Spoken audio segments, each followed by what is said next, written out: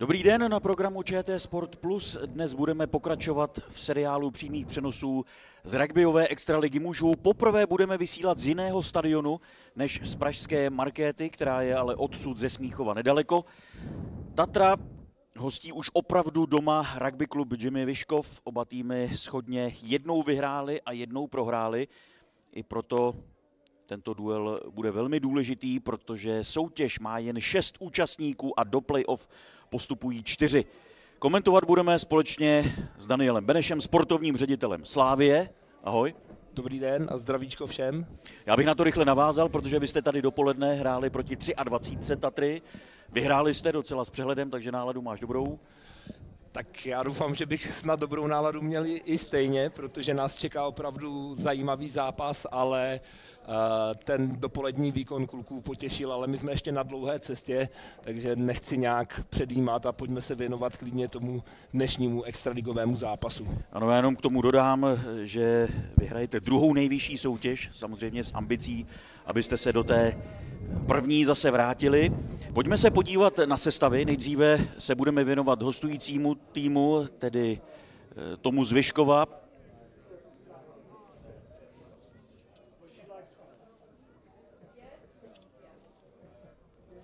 Tak tady je ta základní 15 a vidíte i hráče, kteří zůstávají na lavičce, ale v podstatě se dá říct, že takřka jistě se dostanou na hřiště. Všichni. Hlavním trenérem je Pavel Pala, který se vrací zase zpátky po půlroční pauze.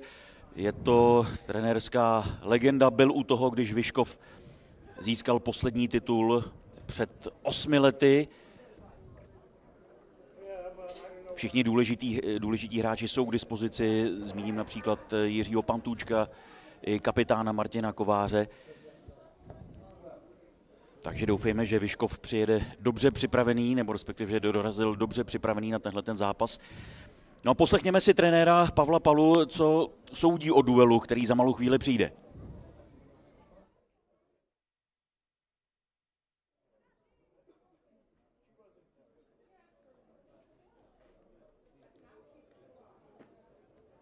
Celá vyhecované, vypjaté. Čekáme velmi těžké utkání, jako vždycky na Tatře, se spoustou hecování, ale uvidíme, jak to dopadne, protože začínáme, naše zimní příprava nebyla úplně optimální, takže přestože máme 2 utkání na trávě, tak sám nevím teď, jak to úplně vypadat. Absenci mám Kubu Šmída kvůli zranění, absenci mám za žluté karty Ondra Kovář, ten nám bude určitě a Adam Žižka řady kvůli žlutým kartám. Znamená 3 hráči, kteří by pravděpodobně nastoupili, dneska nebudou hrát. Máte 1 výhru, 1 prohru, mimochodem prohru stejně jako Tatra s Pragovkou. Tak jak jste zatím spokojený s výkony týmu a jak by se to mohlo propsat i do dneška? Spokojený nejsem, hlavně to první utkání s tou Pragovkou jsme prohráli naprosto zbytečně. Ten výkon byl velmi mdlej, úplně jsem to mužstvo nepoznával a zkušený manšaft by si to vítězství jako vzít nenechal. Takže tam jsme prolejdali.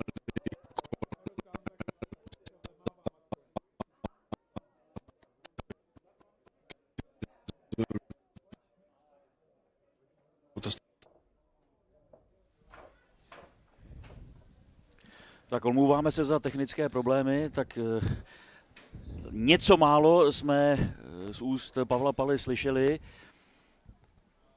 Pokud se nám podaří to je los, dobře skládat, který se odehrává vytvářet celou hodinu velký tlak před zápasem. Kapitáni Karel Berounský, to je ten vlevo, kapitán Tatry, a Martin Kovář, hráč napravo.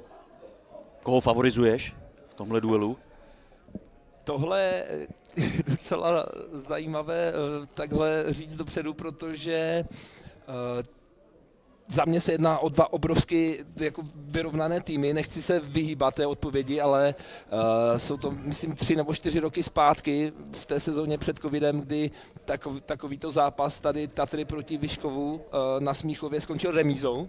A i tohle může být docela pravděpodobné, ale myslím si, že z hlediska rozložení sil v těch prvních kolech by to přeci jen mohla být Tatra, která ukázala v tom prvním kole hodně kvalitní výkon proti Říčanům, zatímco Vyškov tak trochu netradičně doma klopítl s Pragovkou. Ano, tady je základní sestava nebo vůbec celý kádr Tatry připravený zasáhnout do tohoto zápasu. Je tam několik změn oproti minulému víkendu, ale k těm se dostaneme ještě v průběhu zápasu. Hlavním trenérem je Jan Osvald a tak si ho poslechněme.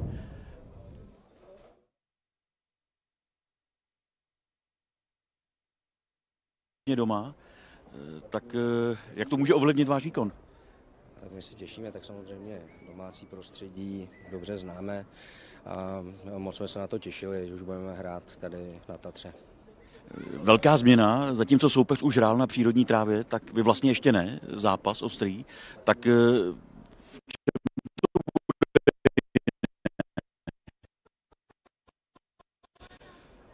A jo, my jsme se na to nějak nepřipravovali jinak, jako že jsme předtím hráli ty zápasy na umělce a teď budeme konečně na trávě, ale spíš nám vyhovuje to, že tady to hřiště je podstatně větší než na markétě, což bychom chtěli využít.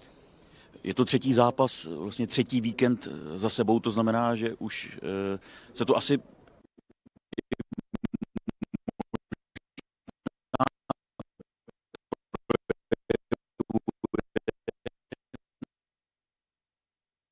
na kádru únava a tak dále. Tak jak je tým připravený? No tak já věřím, že se to na kádru neprojeví, protože jsme se na to připravovali 3 měsíce a věřím, že ten zápas dneska zvládneme. O co byste se hlavně chtěli opírat? No, proti Vyškovu se musíme opřít o dobrou obranu. To bude alfa omega dnešního zápasu, pokud se nám podaří dobře skládat a vytvářet v obraně velký tlak na soupeře, tak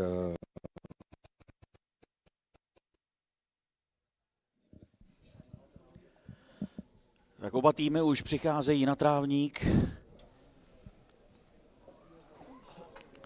Mimochodem jde o týmy, které mají za sebou velmi bohatou a úspěšnou historii v rámci československého a českého rugby. Vyškov je 13násobný mistr. Tatra vyhrála titulů 7, ten poslední v roce 2018. Vyškov v roce 2016 a řada hráčů stále je aktivní a stále patří mezi ty důležité. Jedním z nich je i Martin Kovář, který tým přivádí jako kapitán.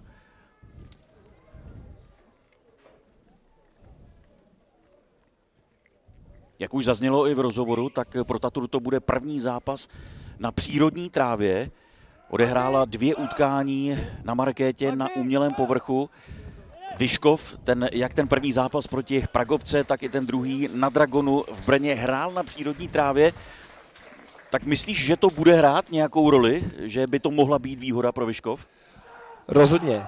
Teď budu v tomhle docela kategorický, protože já jsem to viděl na našem týmu dneska dopoledne, že my jsme taky ty první zápasy odehráli i celou přípravu na umělé trávě a ona je rychlejší, pružnější a na tu přírodní trávu je fakt potřeba se adaptovat. My jsme vlastně měli jediný trénink teď ve čtvrtek a pak jsme šli rovnou na to a pokud mám informace z Tatry, tak to měli podobné, nebo ty tréninky stihli asi 2 potom při tom přechodu z umělé trávy na markétě a opravdu ten timing, rychlost, dynamika se liší a chce to nějaký čas na to se adaptovat.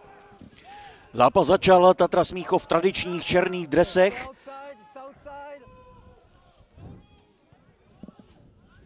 Ještě jsem nepředstavil hlavního rozhodčího, ale vy jste ho spolu s asistenty už viděli uvedeného na titulku, Tomas Mendes. Snad proběhne dnes všechno bez nějakých výraznějších problémů a uvidíme pěkné rugby.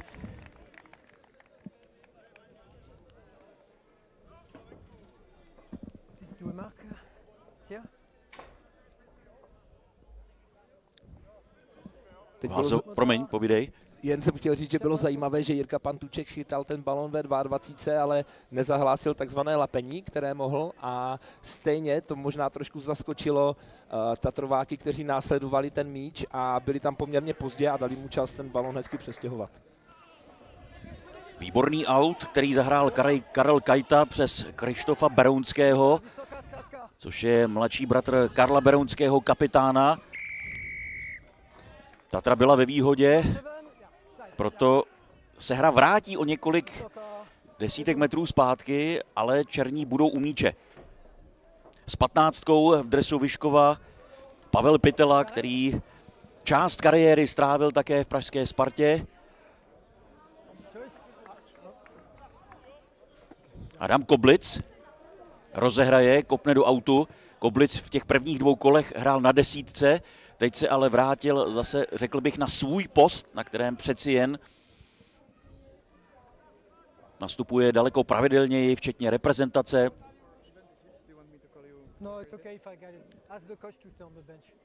Jeho druhým nejčastějším postem je křídlo, ale Tatra řešila trošku i personální problémy z kraje sezóny, a tak zaskočil na velmi důležitém postu útokové spojky. Další aut Tatry, který už se ale tolik nepovedl. Nepřehlédnutelný je hráč Vyškova s číslem 6 Zama Masilo. Hráč tmavé pleti, který má tu velmi výraznou bandáž na levém koleni. Teď ho můžeme vidět. Strávil tady minulý rok na Tatře, takže pro něj to je určitě o to zajímavější utkání. Jiří Pantůček.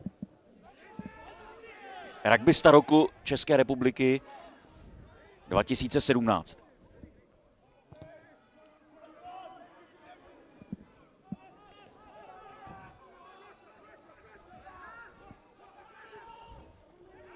Tatra se snaží napadat, ale podívejte se, jak lehce Vyškov proskočil už na polovinu soupeře. Tam se Tatře nepodařilo složit a hned je z toho velké nebezpečí.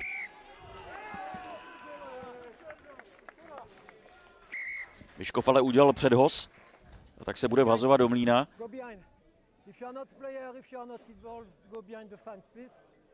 Rozhodčí teď posouvá některé diváky za plot. Přeci jen toho místa tam není tolik, takže riziko srážky tím pádem stoupá.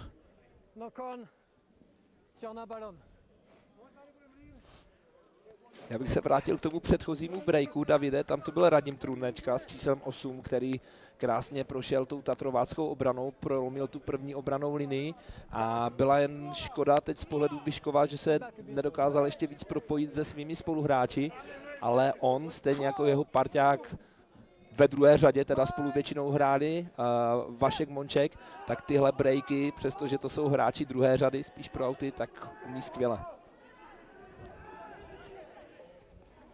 Karel Berounský hezky se vyhnul skládce, šel do dalšího kontaktu, je velmi dobře fyzicky disponovaný, hraje energicky. Rozhrávka nakrátko, další fáze útoku Tatry. Nikolas Hojer s 9, mlýnová spojka.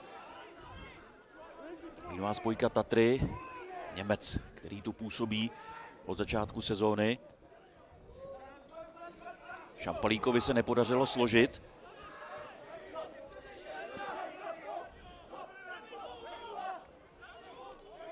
Vyškov teď velmi dobře kombinuje. Hraje rychle Pantůček. Míč byl tečovaný, jak jsme mohli slyšet. To znamená, že vhazovat bude Vyškov.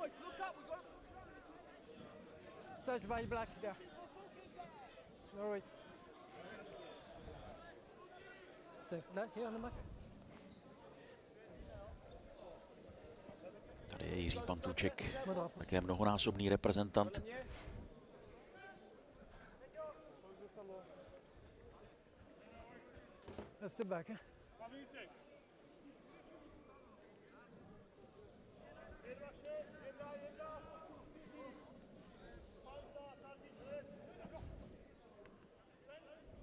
Nakrátko rozehraný aut.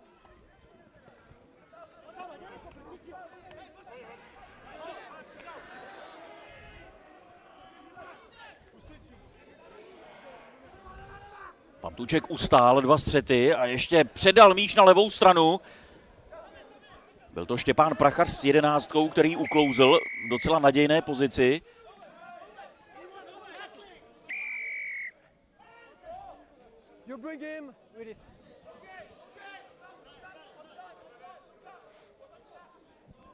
Teď jeden z bránících hráčů Tatry neuvolnil hráče na zemi, jak jsme mohli hezky slyšet z úst hlavního rozhodčího. Už to vypadalo, že posune o dalších 10 metrů, díval se tam pod nich škaredě, protože nesouhlasil s tou reakcí Tatrováků, ale i takhle je to teď slibná pozice pro Vyškov.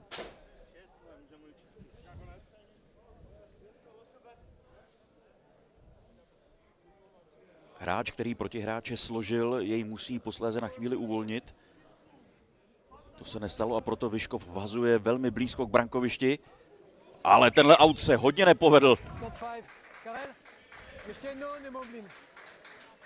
Tam bylo evidentní to nedorozumění i z té výšky toho hozeného míče. Mlynář Jan Kovář chtěl hrát takový ten rychlý balón na pilíře, ale ten zvedal tu první věž a Vyškov tuhle je jejich první příležitost pro zatím první návštěvu v tatrovácké 22. zatím nevyužívá.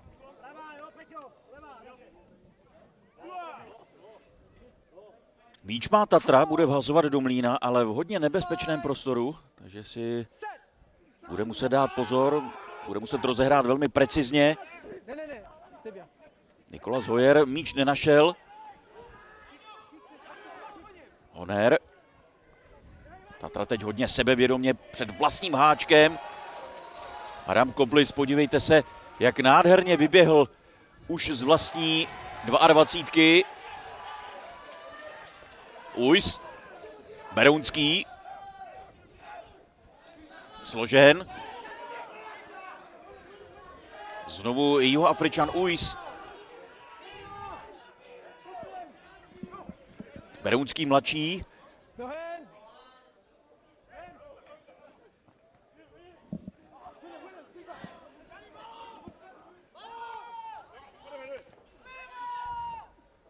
Tatra teď dobře vyčistila. Honer vrací zpátky hru zase napravo.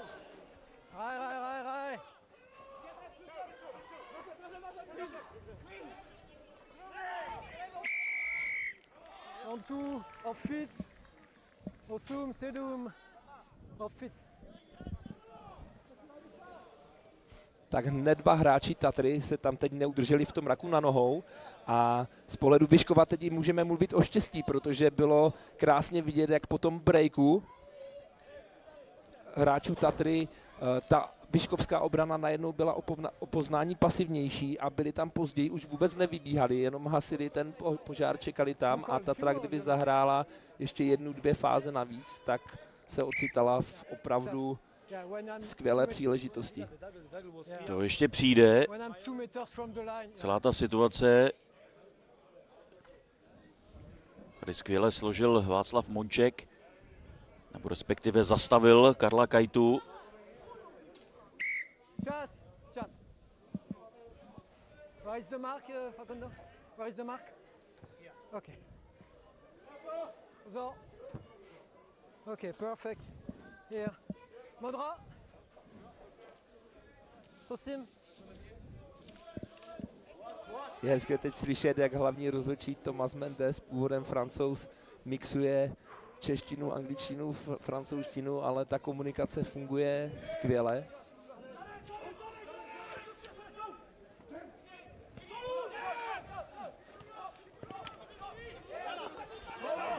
Kajta dobře se postavil do cesty rozehrávce. A tady je hodně místa.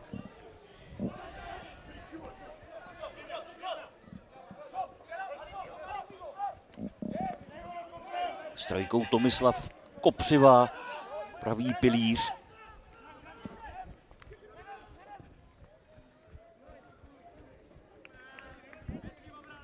Lehký pokop dopředu.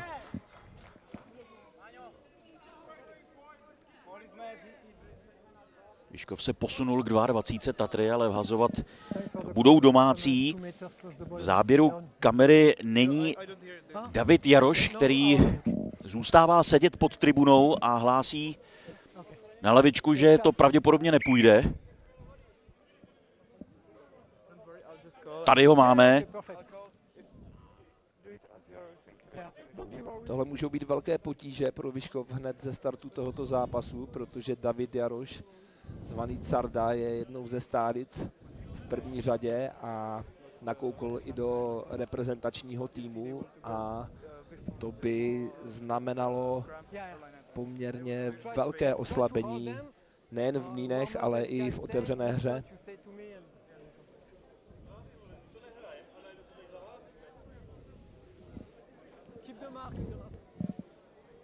Je mu už 35. Je členem té opravdu povedené generace hráčů, která navázala na tu úspěšnou ze 70. a 80. let a v roce 2016 získala titul. Zase po dlouhé době pro Vyškov. Ano, bylo to po dlouhých 12 letech. Ten předtím byl 94, takže Vyškovští určitě doufají, že nebudou muset zase takhle dlouho čekat. Ale objektivně řečeno, co se týká výchovy mládeže a té základny, tak teď jsou třeba za Tatrou anebo Mountfieldem Říčany a bude to trošku boj, aby tým, myslím tím Ačko, kvalitně posilovali v těch následujících letech. Přesně jak říkáš, nenecházejí se teď v tomhle ohledu úplně v jednoduché situaci. I pro ně právě proto trochu netradičně šáhli po zahraničních posilách, což dřív nebylo ve Vyškově zvykem. Kromě zmiňovaného Masila ještě sedí zatím na lavice Facundo Mageda, to je Argentinec, pravý pilíř.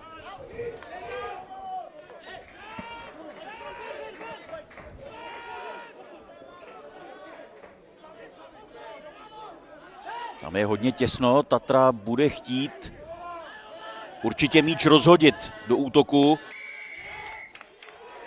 Neuvolnila balon. A teď je to ta situace, kterou jsem tak trochu přivolal nebo avizoval předtím. Francouzskému rozhodčímu se opravdu nelíbí ta reakce hráčů Tatry, jak rozporují. Jsem tam byt jenom lehce, ale i tak některé jeho výroky a proto posouvá ten trestný kop do vlastně kopatelné pozice. Míč držel Miloš Vrána. Rváček se šestkou. A jak si zmínil, kopatelné to určitě je. Připravuje se Jiří Pantůček. Skvělý v tomhle ohledu. Ve dvou předešlých zápasech dvakrát položil pětku a proměnil 2 kopy po pětce. Je čtvrtý v bodování.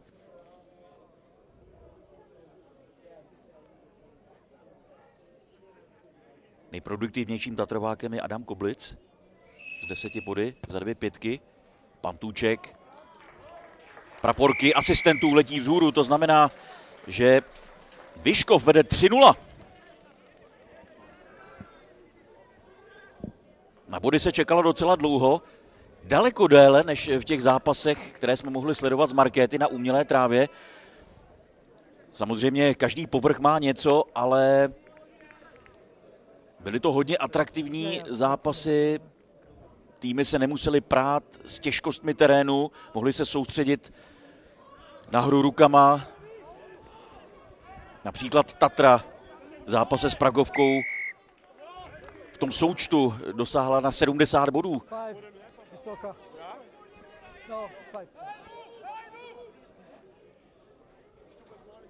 Je zajímavé, že jsme tam hned několikrát byli svědkem těch zápasů, kdy vlastně týmy získali maximální počet bodů, krom remízy, kdy vítězný tým bral 5 bodů a ten, který odešel poražený, tak bral 2 body, což se nestává zase tak často, ale bylo to právě díky těm bonusovým bodům, jak tomu ofenzivnímu, tak tomu obranému o 7 pětek a za rozdíl ve skóre o 7 bodů a u toho ofenzivního za 4 pětky a více, což opravdu svědčí o atraktivitě těch zápasů hraných na markétě.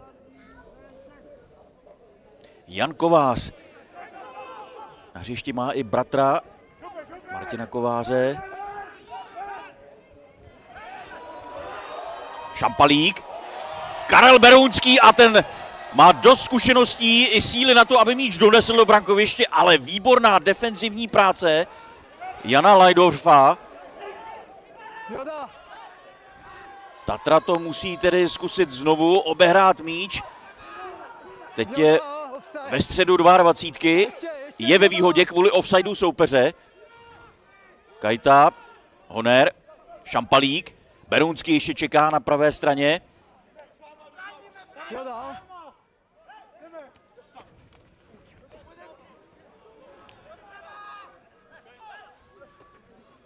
Ujs, Koblic. Několik sidestepů. A Tatra se přibližuje k brankovišti. Ujs a míč přiklepl do toho prostoru, kam měl. Tatra reaguje po té, co inkasovala z trestného kopu. Bleskově pokládá pětku a stav otáčí na 5-3.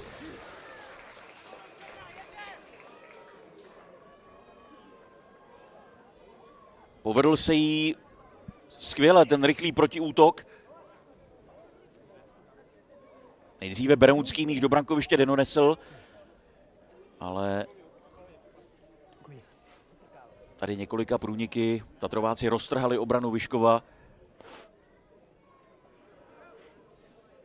Byl to Karel Šampalík junior, který tam získal ten míč. Prolnul tam vyškovské řady a byl vlastně v zárodku celé té akce, ale v tomhle je Tatra silná dlouhodobě, že ona velice dobře přeskupuje řady. Ti hráči opravdu rychle reagují na změnu držení míče a my jsme mohli vidět, jak najednou se černá vlna za vlnou valila na vyškovskou obranu. Před 7 lety Ujs přišel do České republiky. Má na kontě i několik reprezentačních startů tady u nás. Karel Šampalík háčko prokopl. Přidal další 2 body. Děkuji.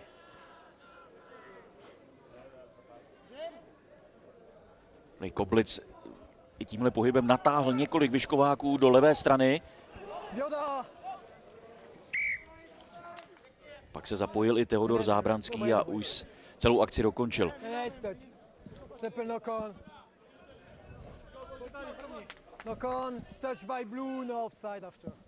Tatra tedy vede 7-3.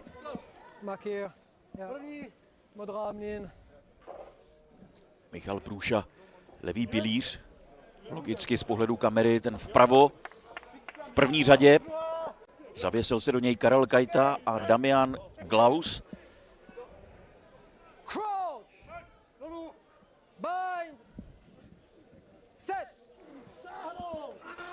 Nikolas Hojer se tam trošku poštuchoval s Josefem Tomanem, mlýnovou spojkou Vyškova. Tvrdý náraz Pantůčka. Hezký souboj. Byl to Jiří Černý, kdo ho složil. Vazač Tatry.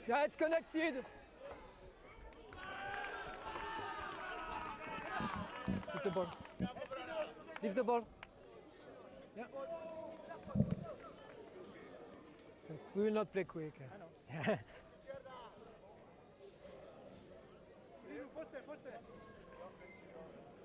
Tak, Modra. Černá, prosím. Ulice. Velice dobré rozhodnutí rozhodčího teď u toho kopu. Mohli jsme slyšet, že Connected, že hráč už tam byl zapojený do skládky. To znamená, byť když se střelil toho kopajícího hráče v momentě, kdy kopal, tak už se zapojil do té situace o pár zlomků vteřiny předtím. To znamená, že vše bylo v souladu s pravidly. Ano, napadnout hráče bez míče se samozřejmě v rugby nesmí.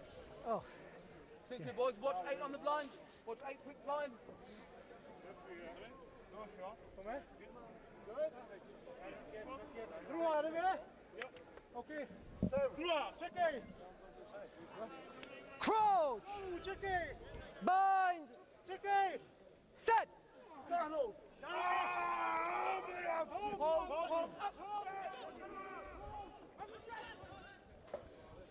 Pan Tučkův dlouhý kop do levé strany, tam je Koblic, který ho kontroluje, ale musel ho chytit, Hopline! protože se nezdálo, že by vycestoval až do autu. Adam Koblic začal reprezentovat v roce 2022 a v podstatě v každém zápase reprezentace se mu podařilo skórovat.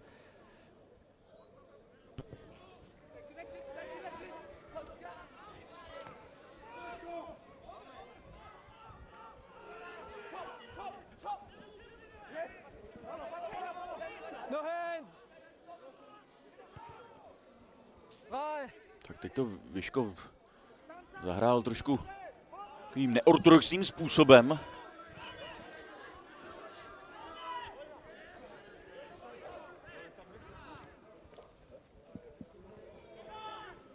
Hráči, kteří byli před kopajícím, se nemohli zapojit do hry, ale teď pozor. Koblic. Šampalík. Ale přihrávka od Koblice běžela, respektive letěla dopředu. Takže rozhodčí zapískal, hru zastavil a bude se vhazovat do mlýna.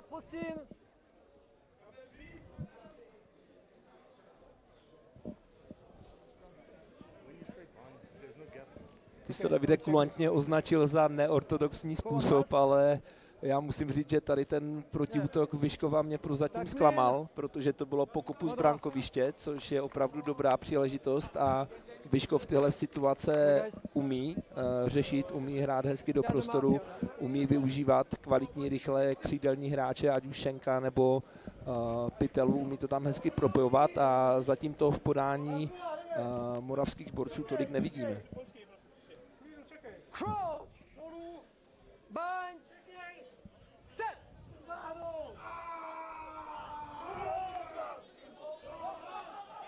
Dobrý tlak Tatry, ale Vyškov míč z mlýna vyndal a může pokračovat v útoku. Tatrováci vyklepali balón z hráče Vyškova, který byl složený. Berounský.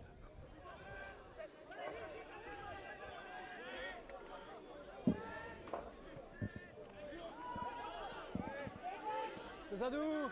Step back! Body's out! All good?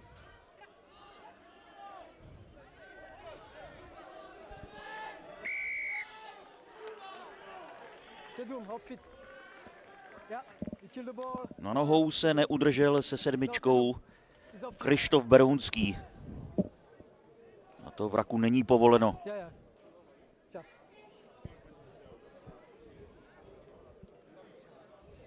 Tady ho sledujeme.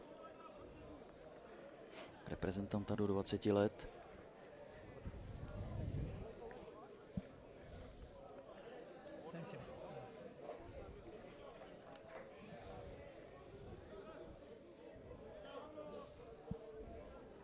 Okay. Good čas. Off fit. Josef Toman ten souboj odnesl. Je trošku otřesený, ale bude se muset dát hodně rychle dokupy, protože hraje na postu Mlýnovky, takže vlastně musí být neustále ve hře.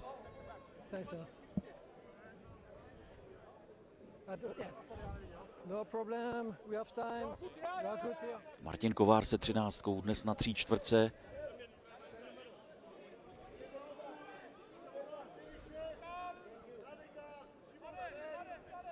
Jeho bratr Jan vazuje.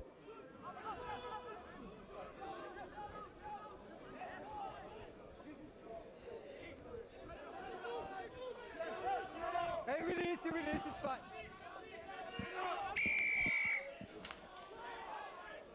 Yeah, you put your hand on the back. No, you have your hands on the ground. And you cut the ball. Ruce v Raku teď v podání Sonny Lopety Toyi, hráče z Tongy, který tam nedodržel to základní pravidlo, že ve chvíli, kdy se rak sformuje, tak už je potřeba tu situaci přetlačit, získat míč na svoji stranu a nehrabat tam takzvaně lidově řečeno rukama. 2 chyby Tatry rychle za sebou v chování vraku.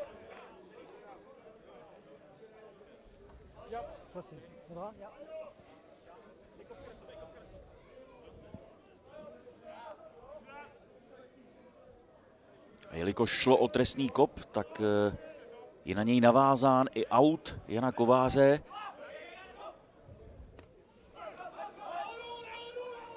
Monček. Zama Masilo.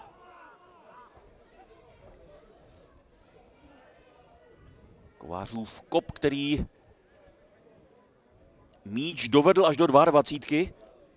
Vazovat budou domácí. Vyškov teď má míč více v rukou než Tatra.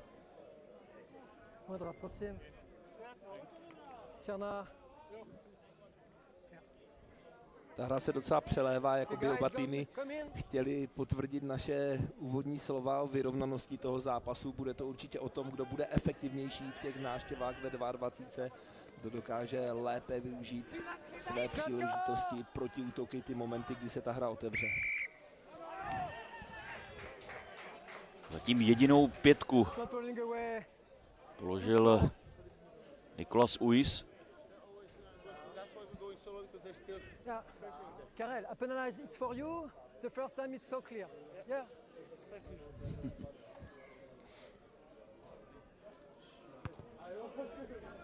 Na co si stěžuješ? Teď je to trestný kop pro vás.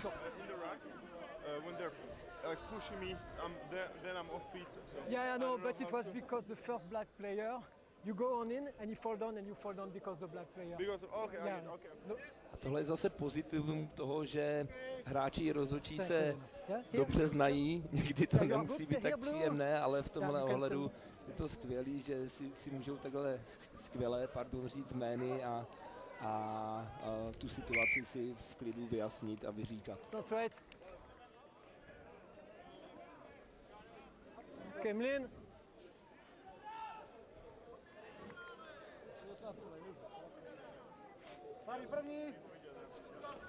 Mlín pro Tatru.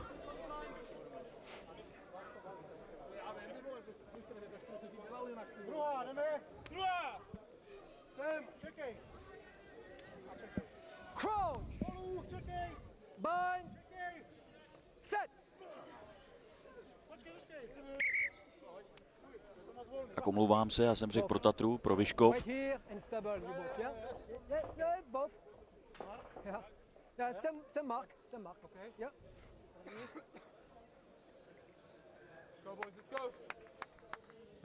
Rozhodčí ukazuje značku, která je důležitá právě pro ty první řady. Měli tu správnou vzdálenost. To zní docela banálně, ale pro bezpečnost a tu vazbu v mlýnu je to v podstatě rozhodující informace pro ně.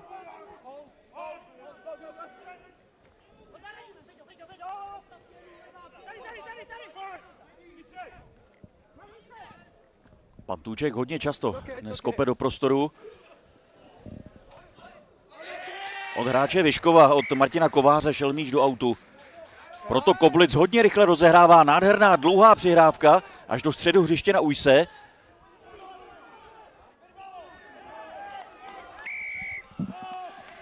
Ale další chyba Tatry v chování ve hře na zemi, v raku. Velmi špatná disciplína. Chtěl jsem Nikolase už se teď pochválit za tu jeho herní inteligenci, jak okamžitě si předali tu informaci s Adamem Koblicem a hráli ten rychlý aut do prostoru, ale v ten moment to chtělo se ještě propojit s hráči, co tam měl na vnějšku a hrát ten protiútok v podstatě až do konce, protože tím, že tam neměl kolem sebe bezprostředně podporu a byl v takové situaci složen, tak se dostal do izolace a Jirka Pantůček má další příležitost. No ale pozice je to hodně těžká, navíc na tom terénu, který úplně nedovoluje nebo nenabízí ideální statiku, když to tak řeknu, kopáče. Přesně tak, možná stabilitu nebo mít ideální oporu na tu stojnou nohu. Skvělá délka, ale ten směr smůla pro Vyškov. Konkrétně pro Pantůčka, který trefil tyč. Z velké dálky z nějakých 45 metrů. Nádherný kop to byl. Tatra musí míč použít, vyndat ho ven.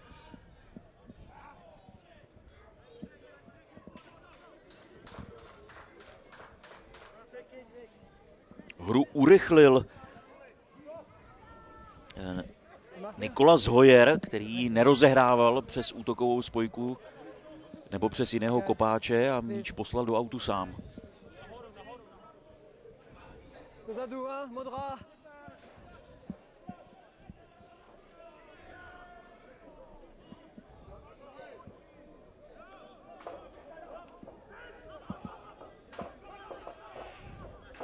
Vyškov většinu autů rozehrává nakrátko.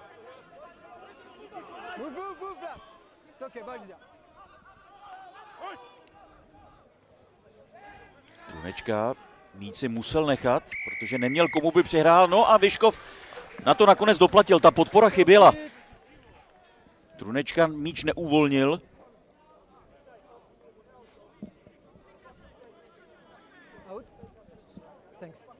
Koblic bude kopat do autu. Tady ještě jednou uvidíme.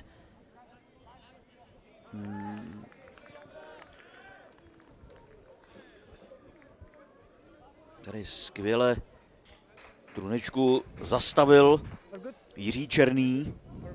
A ještě bych upozornil na to, že to byl střídající Jakub Doležel s číslem 16, který tam vlastně při tom čistění Trunečky se neudržel na nohou a to byl ten hlavní důvod pro trestný kop.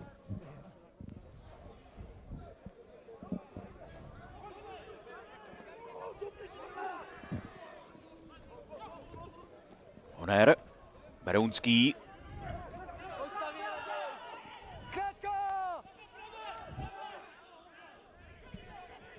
Průša, míč mu vypadl, ale otočil se vlastně zády, ten míč mu vypadl do zádu, takže nešlo o předhoz.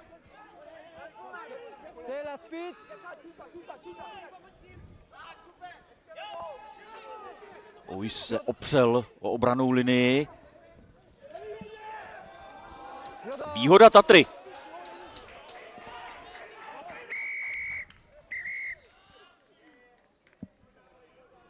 Martin? Rozhodčí si volá kapitána Kováře. Number? There is two high tackle. There is one high tackle there. No, vysoká skládka, takže tady asi. One there on the 15 and one just here. Here? And you want the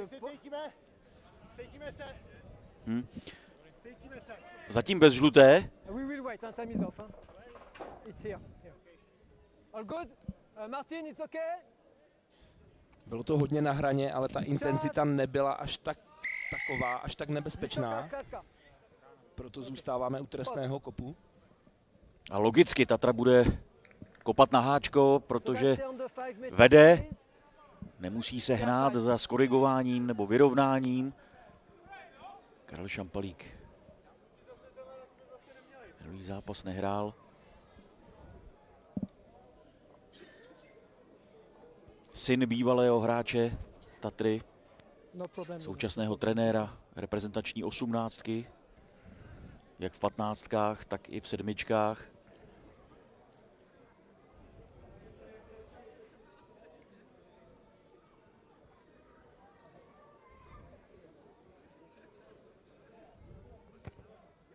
Nic nevypustil, soustředil se tak, jako by kopal třeba ze 30 metrů. 10-3. Běží 33. minuta.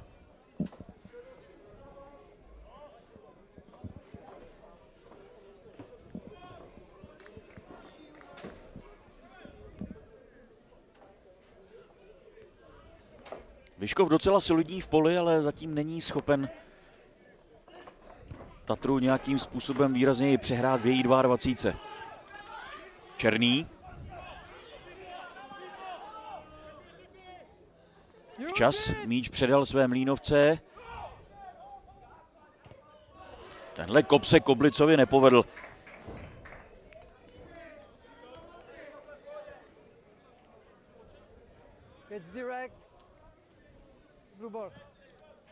Studoval v Cardiffu tuhle sezónu, ale začal doma.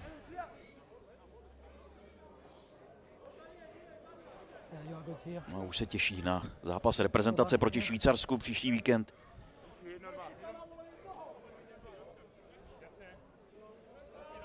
Budeme ho také vysílat na programu ČT Sport Plus. Utkání v rámci mistrovství Evropy velmi důležité o první místo ve skupině.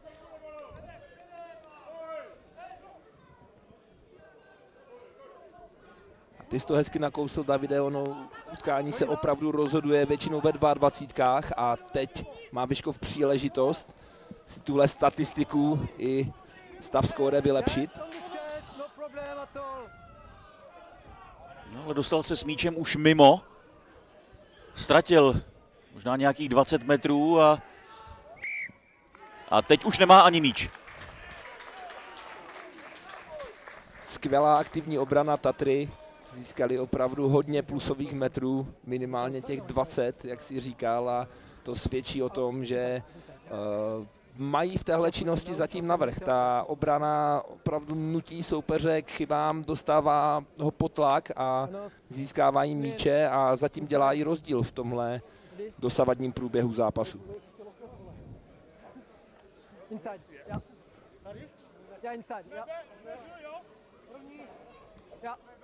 Šlo o předhoz, tam v té skládce míč vypadl Pytelovi dopředu.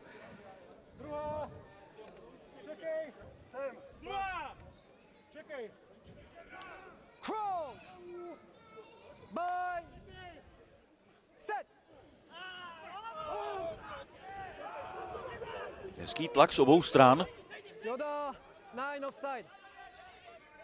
Debítka, Mlýnovka, Vyškova se ale ocitla v offsideu, proto hraje Tatra ve výhodě.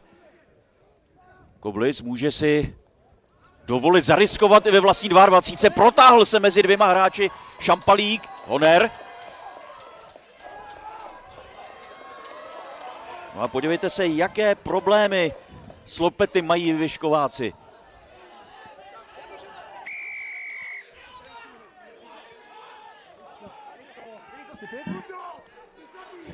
Pro Tatru velká škoda, tohle byla nadějná šance, tak teď zase Vyškov na nic nečeká.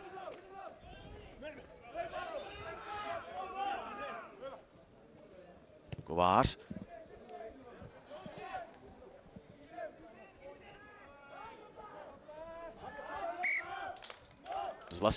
Z vlastní poloviny, takže by měl vazovat Vyškov.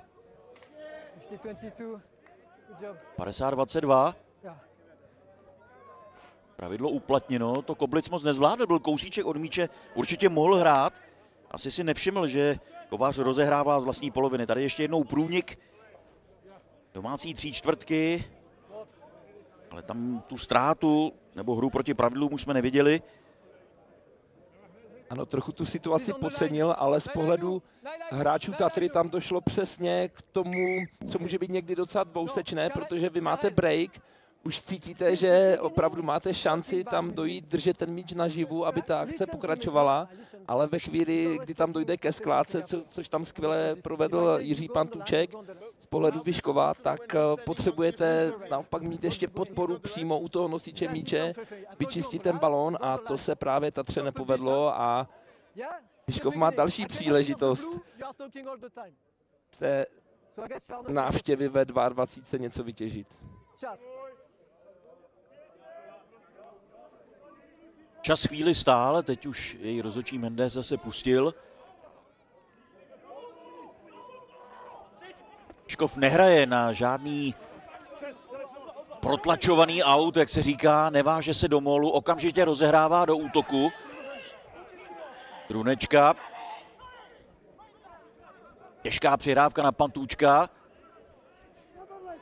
Pytela. Vyškov se dobře vzdálil od postranní čáry, takže dostal čas a prostor zase rozehrát. Rolníci Tatry výborně. No, Kovář se musí vracet. Honer ho okamžitě napadl, Kovář se mu vyhnul. Výborně to udělal Martin Kovář.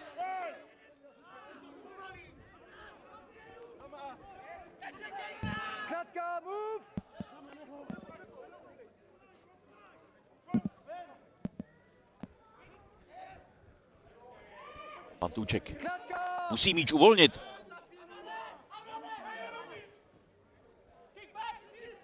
Další pokus o kop dopředu po zemi od Kováře. Vyškov bude pokračovat v tlaku. Zase nevyužil velkou šanci. Tam už si to opět doslova říkalo. Teď už byli opravdu blízko, podařilo se jim na rozdíl od těch předchozích situací. Tady to je ta chyba, kterou Vyškov udělal vlastně ve chvíli, kdy už si hledal prostor pro ten závěrečný úder. Měli už to hezky připravené těmi rolnickými fázemi, i to, jak si roztáhli tatrováckou obranu od autu k autu.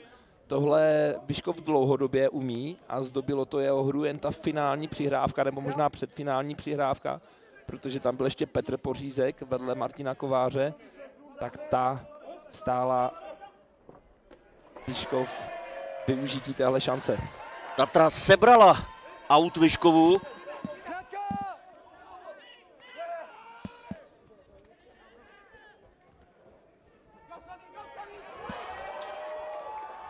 Další nádherný průnik Lopetyho, což je 3/4. Hráč z Oceánie, hodně dynamický, průrazný.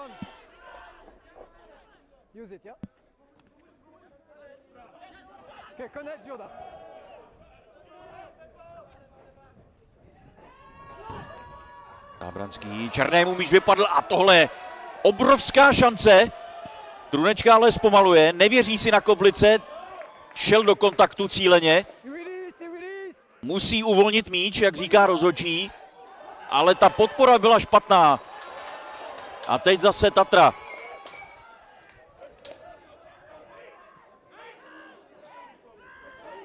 Tatrováci vyčistili, Ujs nechal si míč. Honer. Předhoz Lopetyho, to znamená výhoda pro Vyškov.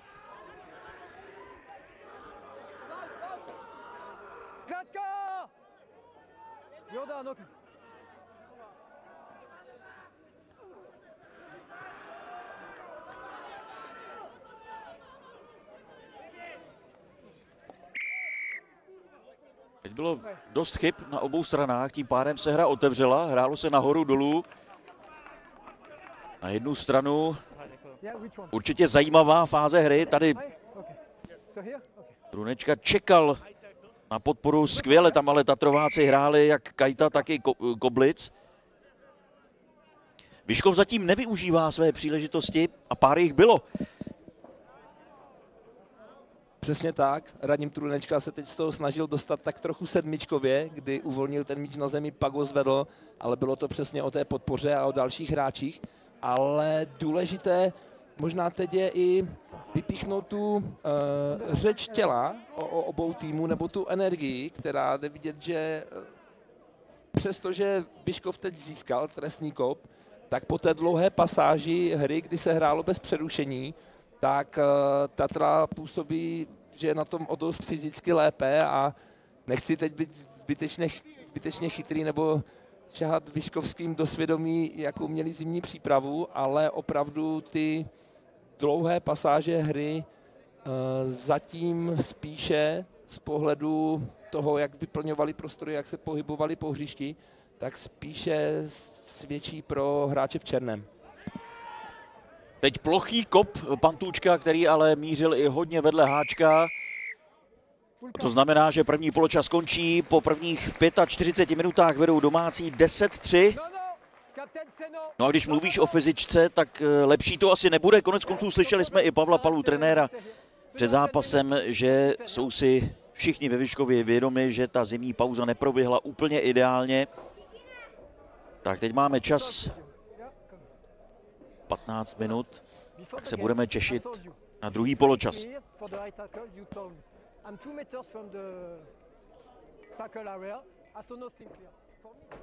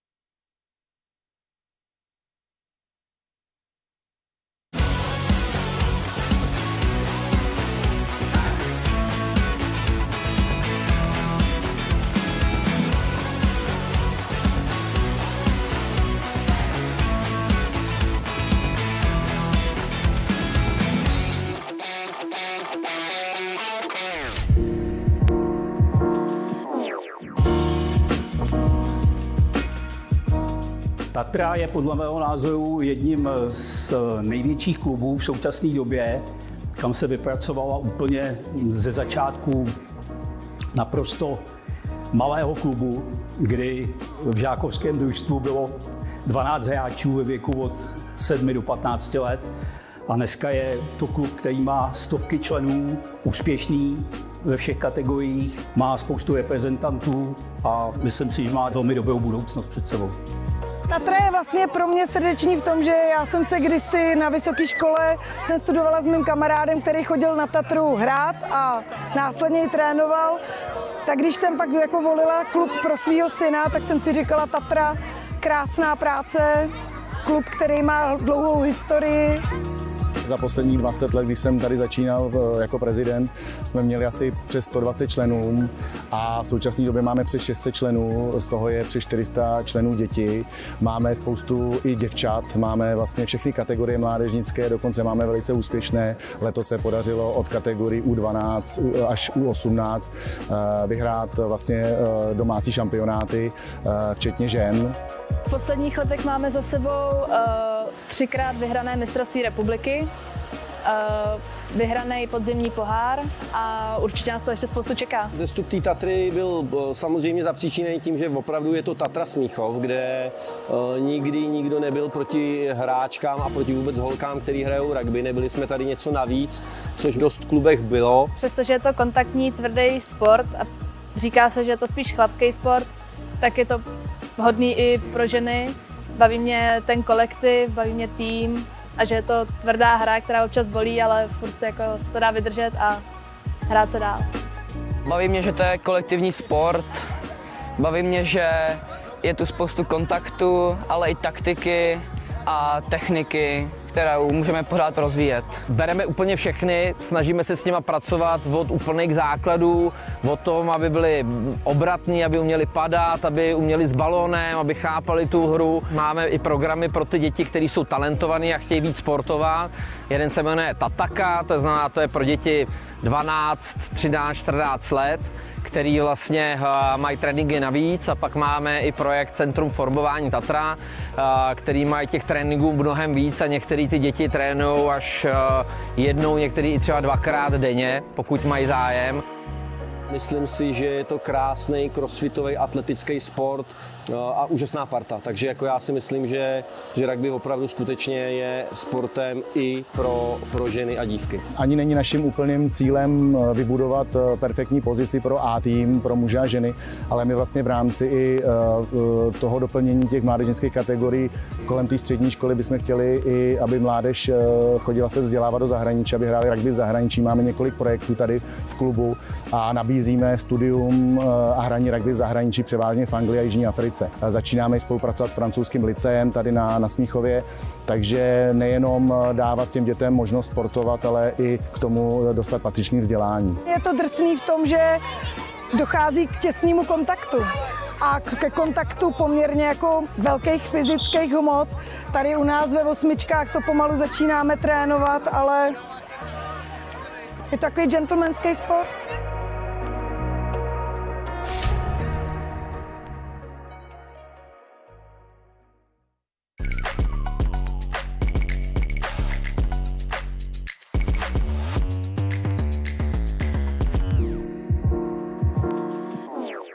V tomto díle si představíme základní prvek rugbyové obrany a tím je skládka. Skládka je pravidly povolený způsob, jak zastavit hráče s míčem. Kdo neskládá, nevyhrává. Skládka má jasná pravidla a zákonitosti, které je nutné dodržovat především z bezpečnostních důvodů. Je stěžejním prvkem obrany. Cílem je protihráče s míčem povoleným způsobem zastavit a následně ho i doprovodit na zem. Nesprávně provedená skládka může znamenat trestný kop, žlutou nebo i červenou kartu.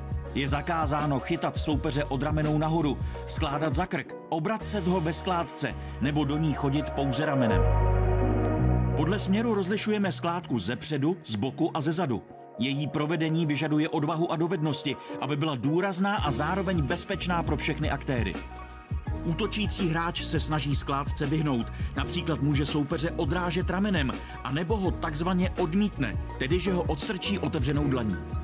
Po úspěšné skládce musí skládající hráč uvolnit skládaného a skládaný hráč musí uvolnit míč. Pokud chtějí hráči pokračovat s míčem, musí se postavit na své nohy.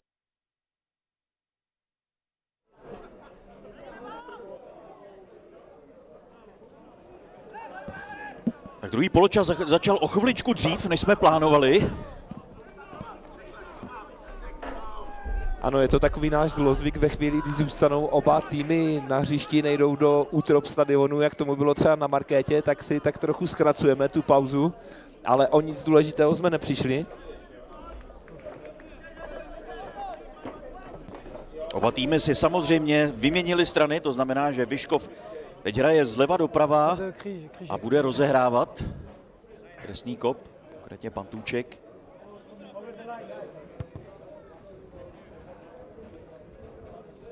Odchovanec Vyškova také na pár let přestoupil do Sparty, stejně jako Pavel Pitela.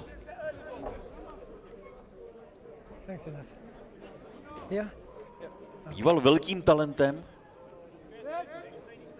Mluvilo se o něm jako o automatickém adeptovi, angažmá třeba někde ve Francii nebo jinde v zahraničí. Ale jemu se líbilo doma. Měli nabídku z Lyonu, což by byla velká věc, ale kluby se nedohodly a proto to dopadlo tak, jak teď aktuálně vidíme. Off feet, off feet, off feet, off feet. Thanks. Hej. Josef.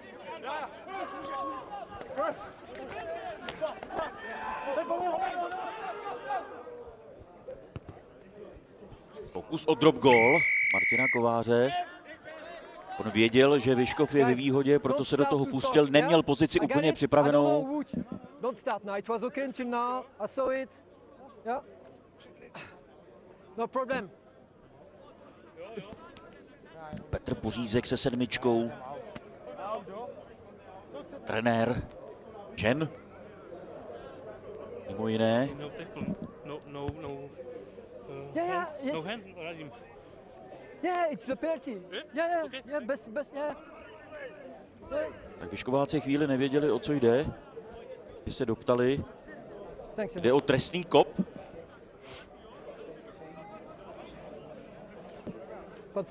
Je vždycky důležitá informace, jestli je to trestný kop nebo jen volný kop, protože tam by ten kop do autu nedával takhle smysl. Ale úvod druhého dějství a hned další vyškovská návštěva ve 22. Tak schválně, jestli to bude jiný příběh než ty předchozí.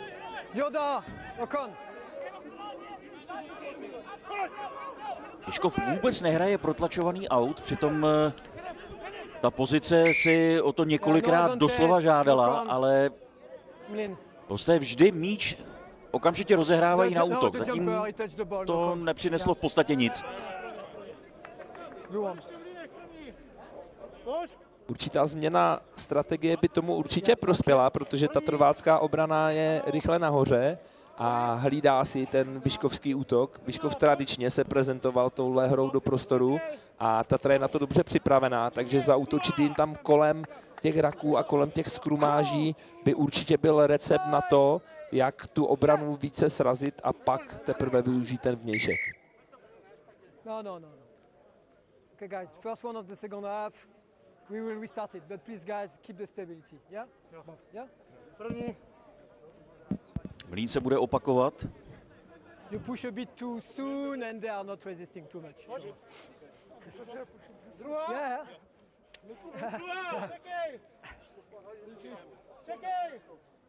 Crouch. Bind. Set.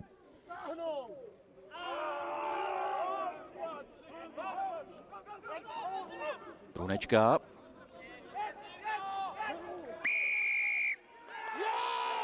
Míč pro domácí. Je to daleko, úplně jsem přesně nevěděl, o jakou chybu šlo. Bylo to přesně neuvolnění míče na zemi. Zase tam Trunečka trošku možná nečekaně pro své spoluhráče si to vzal na zavřenou stranu. Tam pak ten levý rváček, většinou číslo 6 a levé křídlo číslo 11 by tam v téhle situace, z té standardní situace měli čistit, ale ti tam byli pozdě a proto se Tatra podívá na polovinu Vyškova. Here would be your mark.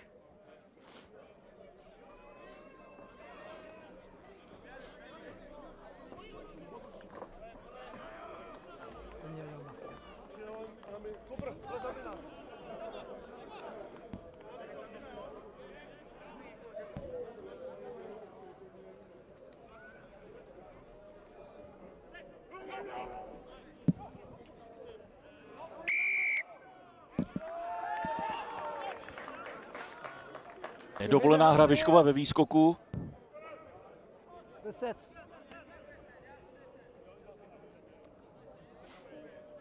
Je dovoleno atakovat skokana. Dva trestné koby za sebou a zase ze situace, kdy Vyškovští se podívali do tatrovácké 22, tak teď vidíme pravý opak. Respektive je to nějaké 2 metry od téhle linie na hřišti.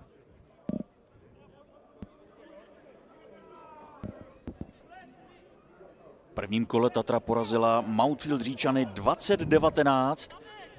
Po dlouhé době Mountfield prohrál v domácí soutěži v podstatě poprvé od covidu. Mountfield je trojnásobným mistrem ligy. Minulý týden ale Tatra prohrála s Pragou 33-39.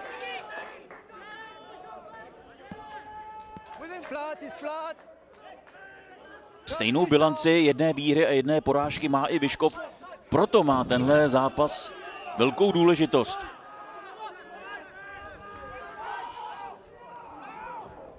Kampalík musel se pro míč sehnout, tím pádem ztratil celé vteřinky nebo desetiny vteřiny, ale i ty hrají roli.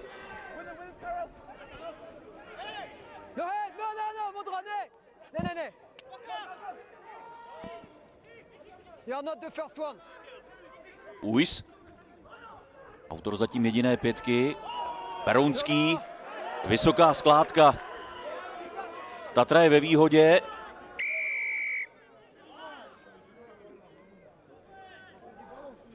Come here. Yeah. I tackle. Third one. Yeah. Přesně v téhle situaci je dobré tu hru hned přerušit. Take the yellow card, huh? Je to Facundo Magera, o kterém jsem mluvil. Argentinský hráč. Moc dlouho na hřišti tedy nevydržel. Úplně jsem přesně nezachytil ten okamžik, kdy přišel. Tady ta je jeho skládka jednoznačně za krk. Nebezpečná hra. Ta karta jasná. Jestli se nemýlím, tak střídalo poločase, ale opravdu se na tom hřišti zatím moc neohřál. Čas, Mlin.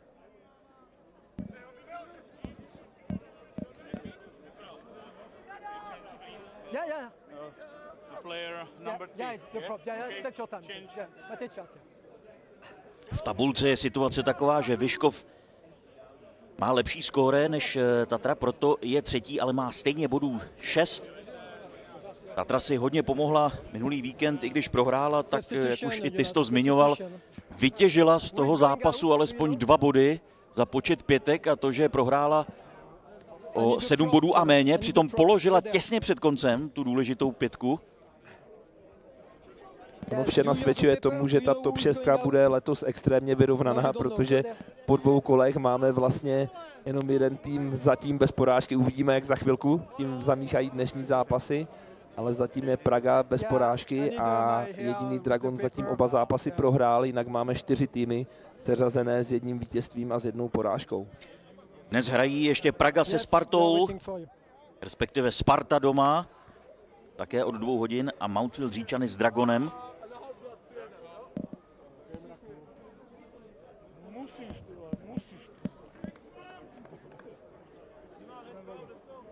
I can't. I missed one ref. Sorry, guys. Yeah, they don't have paper for the substitution. Yeah, it's not on me, guys. He's on the way. He's on the way. Okay, we can go. Tak bylo potřeba si teď počkat na pomezního rozhodčího Jonáše Doležila, mimochodem jednou z nejtalentovanějších našich rozhodčích. Je úžasné, že ve svém útlém věku už teď sbírá tyhle zkušenosti. Byl druhý v anketě talent v rozhodčích, nebo jak to říct, talentovaný rozhodčí.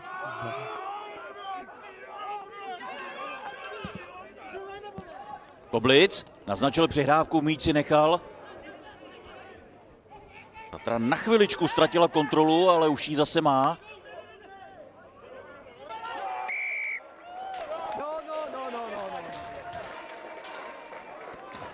Tak takzvaný dvojitý pohyb, nebo možná i vícenásobný v tomhle případě, protože jeden z hráčů Tatry už se tam viděl v brankovišti a přehnal to s tou hrou na zemi.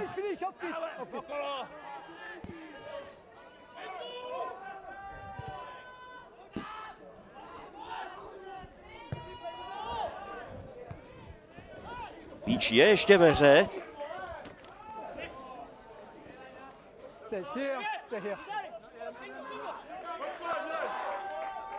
Teď ten odraz trochu pomohl Nikolasi Hojerovi, který hezky z autu skočil do hřiště, tak aby se právě nejednalo o hru mimo území hřiště. Hezká přihrávka Koblice na Berounského.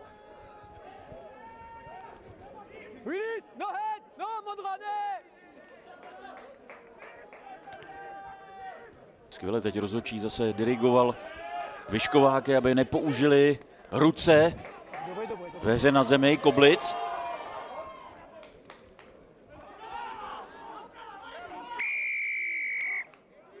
Ty jsi zmínil aspekt fyzické kondice, vypadá to, že Tatra je na tom opravdu lépe, ale zatím dělá chyby, takže když už míč dotáhne do 22 nebo k brankovišti, tak se něco stane, co nezvládne. Třeba jako teď.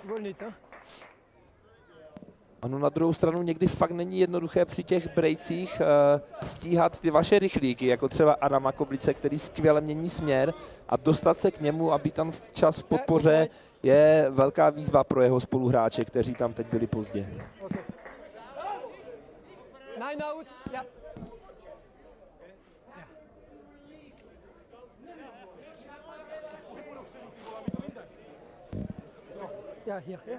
Další aut, který rozehraje Jan Kovář, společně s bratry Ondřejem a Martinem si jednou zahráli v národním týmu všichni 3 v jednu chvíli v roce 2011 proti Polsku. V té doby už nikdy.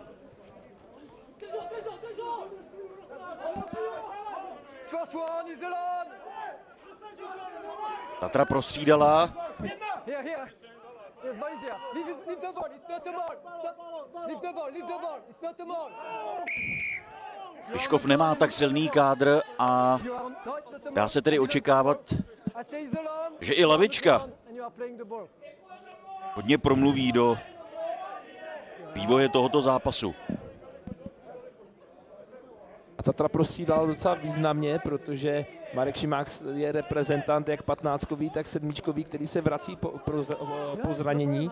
Hezky se rozehrál v zápase za Tatru do 23 let minulý týden na Markétě, kde tento tým sehrál zase strhující vyrovnaný duel s Přeloučí.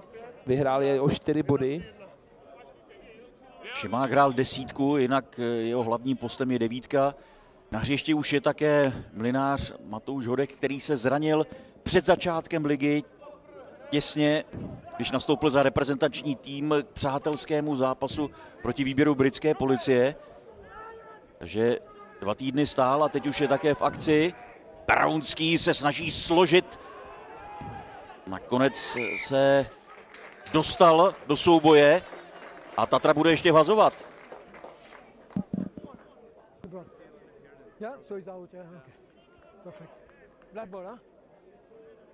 Tady je Karel Berounský, kapitán, reprezentant, důležitá součást také českého týmu, který hrál takzvaný Super Cup poprvé v minulém roce. Tady ještě jednou jeho souboj, skvělá obrana.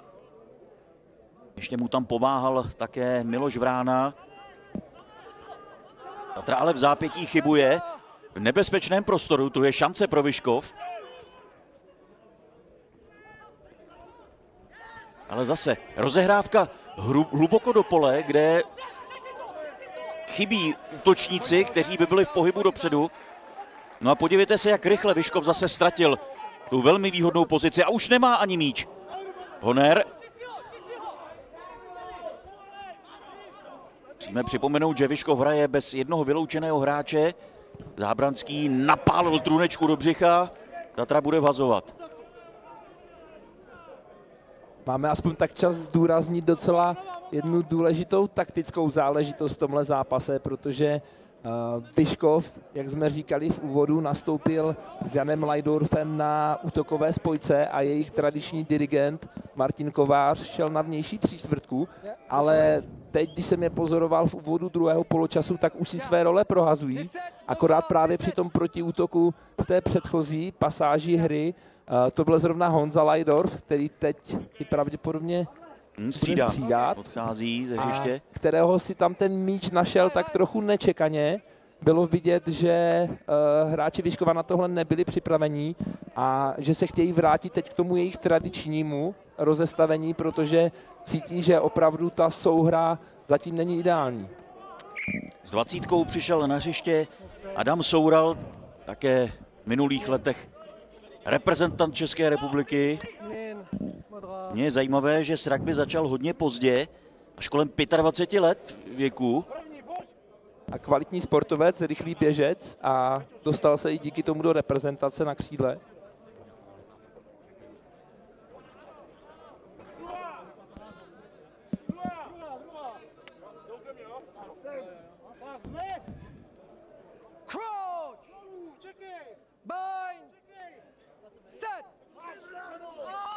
Že teď už je to jasné, Kovář šel na 10. Teď má míč přes Pantůčka.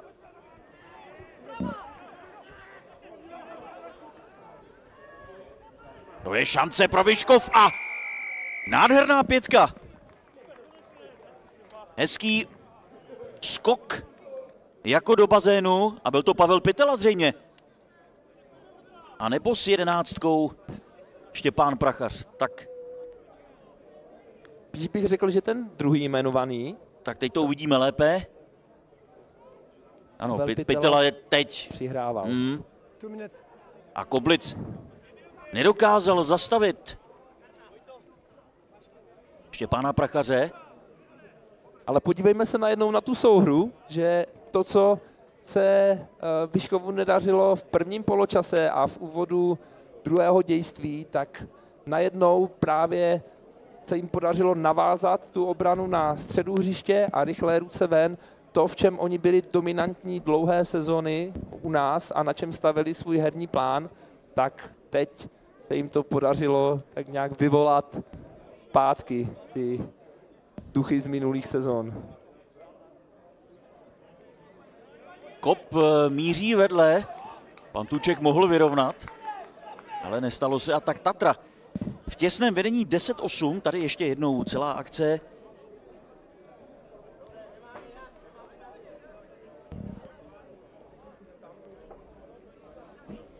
Na Mlýnovce je Petr Pořízek, který ji vhodil do mlýna. Souboj Davida Šenka, který udržel míč, znovu Pořízek na levou stranu. Přes Pitelu až ještě pánu Prachařovi. Nádherná akce. Ještě bych tam vyzdvihl Jiřího Pantučka, který jenom takovou zadovkou tam zvedal ten míč z toho raku a urychlil celou tu akci. Jsem tady spekuloval o fyzické připravenosti Vyškova, jen co jsem to dořekl, tak Vyškov zamkl na několik minut Tatru do 22 a nakonec i skóroval. Tak už si ty soudy asi nechám pro sebe. Na druhou stranu já jsem v tom s tebou, Davide. A tvrdohlavě možná... Jsi mi na to naved. Přesně tak, můžu za to já. Ale jsem v tom s tebou pořád, protože Vyškovští tohle umí. Oni třeba na podzim, kdy hráli v poháru s naším týmem, tak nás přehrávali právě tím, že ve chvíli, když se dostali k nám, tak dokázali využívat své příležitosti a jim svědčí taková ta rozkouskovaná hra, ty standardní situace, kde oni naberou krátkodobě síly a pak jsou nebezpeční. Ale potom, když se ta hra otevřela a hrálo se dlouho bez přerušení, tak opravdu bylo vidět, že tohle už není úplně jejich parketa.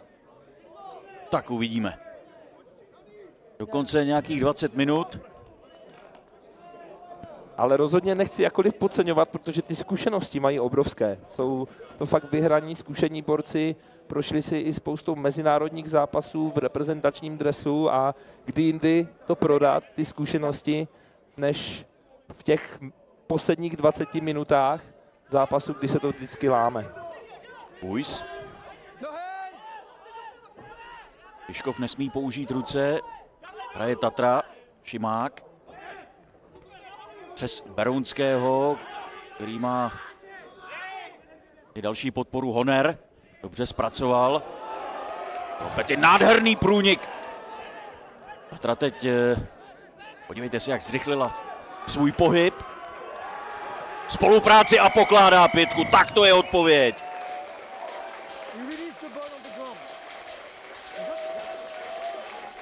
Taky tenhle útok se moc povedl.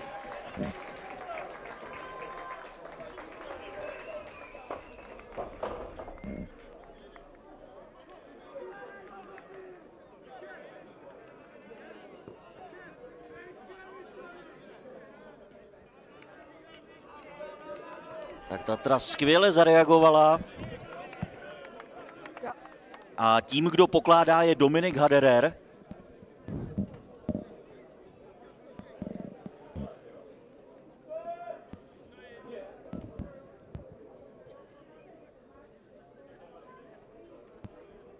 Důležité chvíli, kdy se Vyškov dostal na kontakt a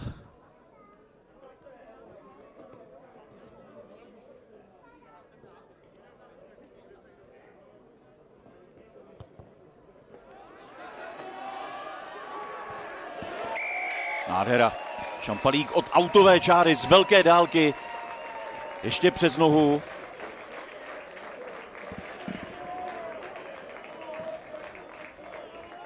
Přes Zábranského. A Šampalíka se míč dostal až k Hadererovi, který byl schovaný u autové čáry.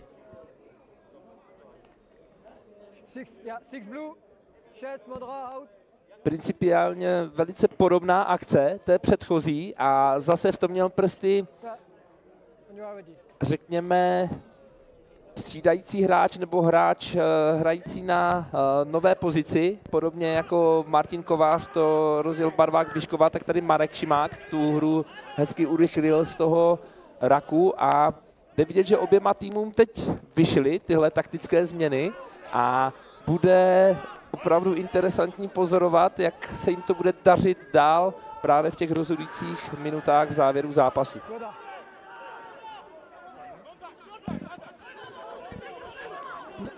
Mageda už je zpátky se 17, potom Vyloučení za vysokou skládku. Kovář naznačoval přihrávku rukama, ale protože Vyškov byl ve výhodě, tak to risknul nohou. 23. 23. 23. Bude se řešit Haderer, autor pětky.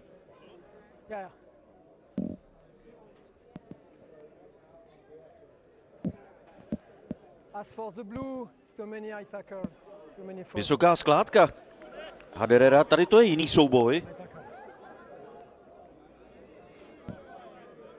Ale rozhodčí Toma Mendes tam i zdůrazňoval, že těch skládek už bylo hodně, tak... Haderer odchází a jestli jsem rozuměl správně, tak to bylo za vysokou skládku na Mončeka.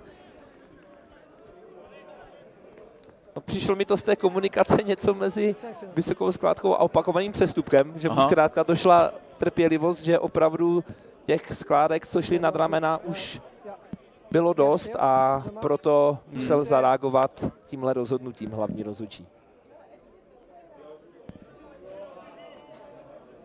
Rugby běžná věc, že vlastně se ty tresty nebo ty přestupky nemusí vázat k jednomu hráči, ale k celému týmu. Takže i když já udělám jednu vysokou skládku za zápas a kolegové třeba 20, tak já půjdu sedět na těch 10 minut. No a pak to stejně i ty budeš mít drahé v šatně. Je to někdy nevděčná role, ale má to logiku, protože často ty chyby pramení z toho, když ten tým je pod tlakem a snaží se nějak z toho tlaku vymanit, takže pak zákonitě by měl být potrestaný, aby to podporovalo útočnou hru. Další fází, řekl bych, uplatnění tohoto pravidla je pak trestná pětka. Ale to už jsme mnohem dál. Pozor, Vyškov zase těsně u brankoviště, opět po levé straně.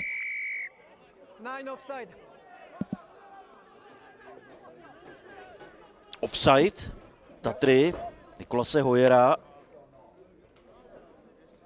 No, the scrum was in the middle, yeah? Okay. 9 offside, yeah. Yeah, yeah. Side.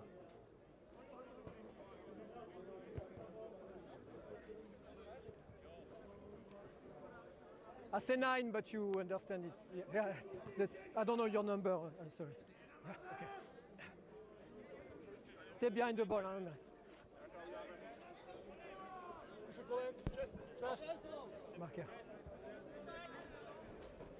Ještě důsledek toho přestupku Tatry, samozřejmě ne Hojera, ale postu číslo 9, Marka Šimáka.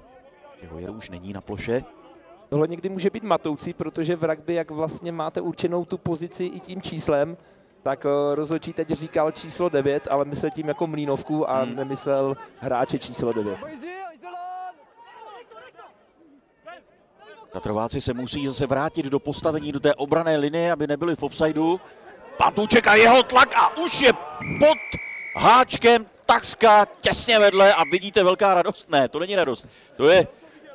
Radost obou týmu najednou, což by nebylo pochopitelné. Ještě to tam má nějaké konsekvence.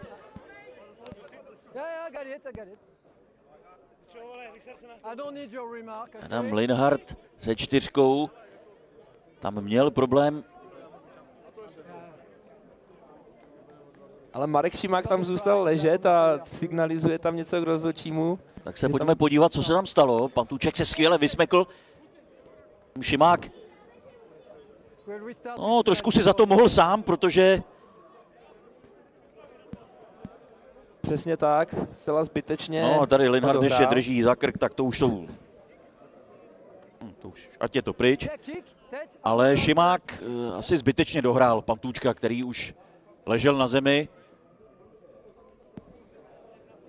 On tohle umí, jako správná devítka, je nepříjemný hráč, ale má to i ten podtext, že Jiří Pantůček s Markem Šimákem jsou dobří kamarádi, oni jsou stejný ročník, respektive možná o rok, ale prošli si společně mládežnickýma kategoriema výběry od 16 let, 18 do 20 let a vždycky byli hodně dobří parťáci i v tom, když se vymýšleli různé vylomeniny, přesně tak. A je hezké, že přestože si na hřišti nic nedarujou, tak pořád zůstali kamarády. V kantýně myslím, že si o tom v klidu popovídají v rámci třetího poločasu. Po zápase se tomu určitě zasmějou a budou se hecovat, tak jako vždycky. Tatra vede už zase jenom o 2 body, 17-15. Vyklubalo se nám z toho hezké drama. Samozřejmě pro Vyškov zase se vrátíme k těm bonusovým bodům. Za prvé počet pětek a když nebudou 4, tak alespoň udržet to skóre na 7 a méně.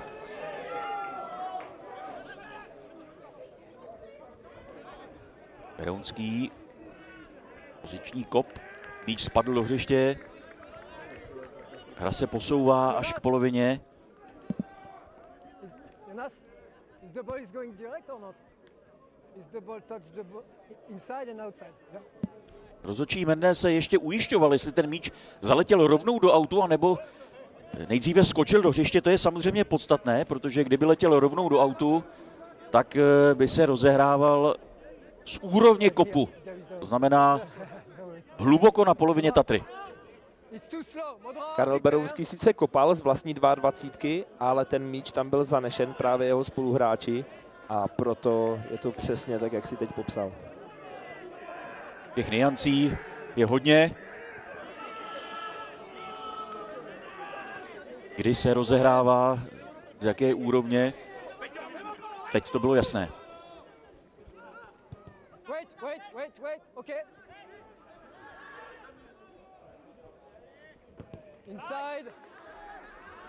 Wait. Čampalík vrací Vyškovákům do ruky. Runečka.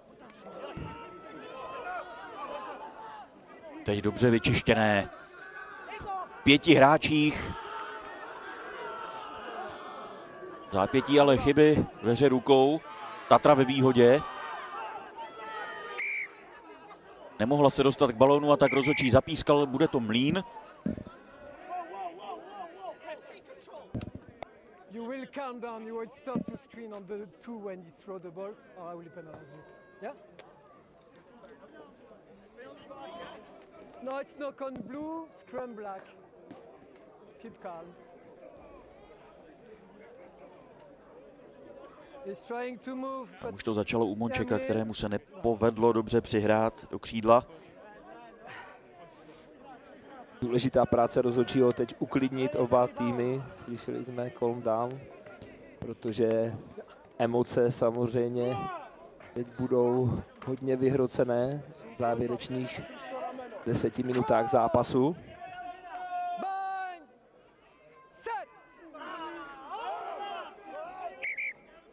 No. Ball is going out, we will do it again. Ball is going out and in, we do it again. Yeah? New mark.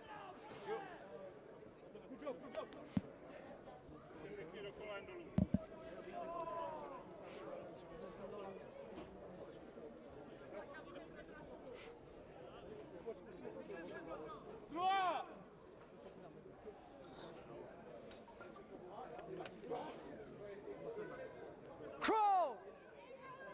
Bind! Set!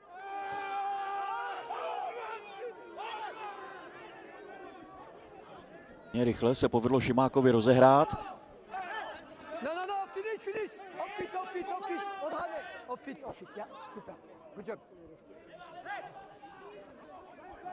Luis.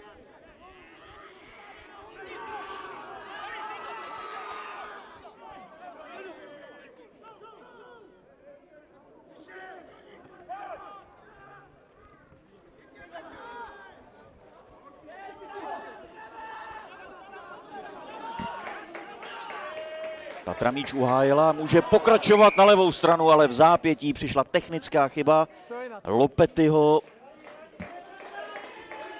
Toji a tak bude následovat zase Mlín.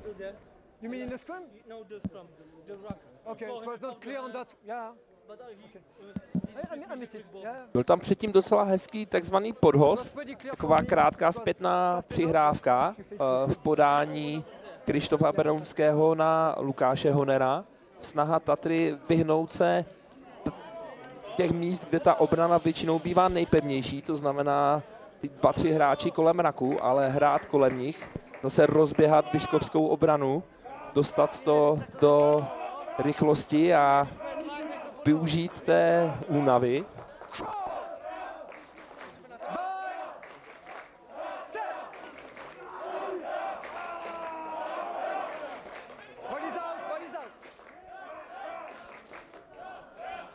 Ural okamžitě pod tlakem.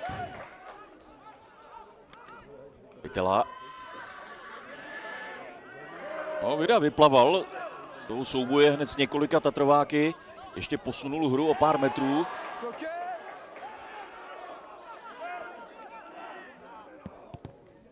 Je to pouze o 2 body, to znamená, že Vyškovu by stačil i jeden trestný kop z dobré pozice.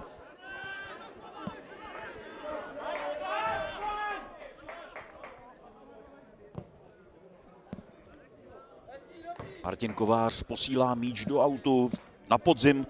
V minulém roce tým musel v úvozovkách i trénovat, protože Pavel Pala si dal pauzu. Jinak Martin Kovář je i člen toho užšího vedení klubu, sportovním ředitelem.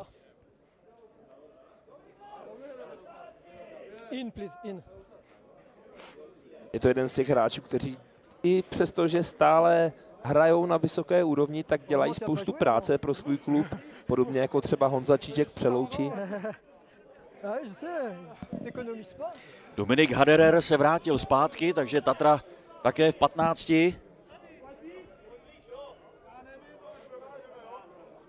Karel Kajta a jeho aut. Bylo to jen tak. Černý.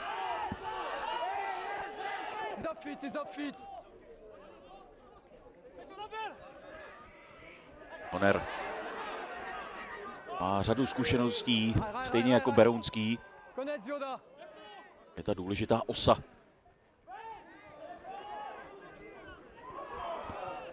Kajta.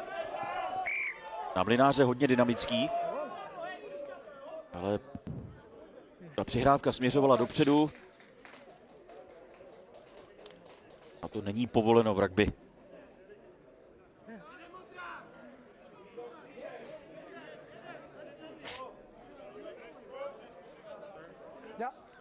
Trochu podobný příběh teď v podání Tatry, co jsme mohli vidět v prvním poločase v řadách vyškovských. Docela se jim daří roztáhnout si obranu svého soupeře, ale vždy taková ta předfinální přihrávka nenajde adresáta. A proto se i teď hra v posledních minutách pohybuje v podstatě na polovině hřiště nebo mezi desítkama a ten zápas je stále naprosto nerozhodnutý. Michal Průša odešel ze hřiště. Sledujeme první řady. Ta Tatrovácká na levém pilíři. Zmiňovaný Matouš Hodek, jinak Mlynář. Ale teď pozor, zase Vyškov. Pantůček. Teď se obořil na rozhodčího.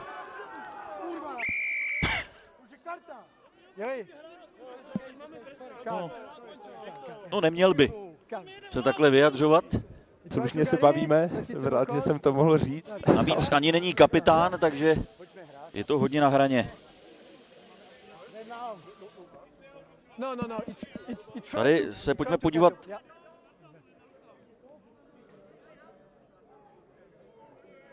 O co mu šlo?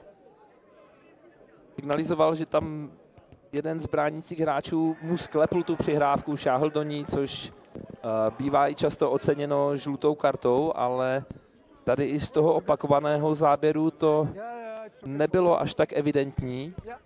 Je pravda, že s rozhodčím se na tom shodl, že rozhodčí byl stejného názoru, proto možná ani nějak, nevím, jestli tam byla jazyková bariéra, ale nějak ani nevyčinil Jiřímu Pantůčkovi za ten slovník.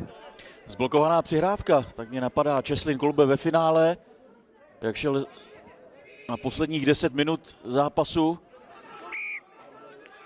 Vzpomeňte na jeho hlavu schovanou v dresu do poslední vteřiny. Ano, bylo to úžasné drama a super, že jsi zmínil právě tyhle příklady, protože ono i tohle pravidlo může být docela sporné, protože třeba Eben Etzebeth, kdy taky sklepával ten míč a všichni volali po žluté kartě pro něj. To vlastně trefil přihrávající dozad. Ano, a pak ještě tam byla právě situace, kdy sklepával míč a kdy vlastně ten míč šel dozadu. Jasně. A nebylo z toho nic, ale byli to právě Francouzi, bylo to myslím v tom čtvrtfinále, kdy ti právě volali po minimálně žluté kartě a krásně to ukazuje na to, jak rozhodují naprosté detaily.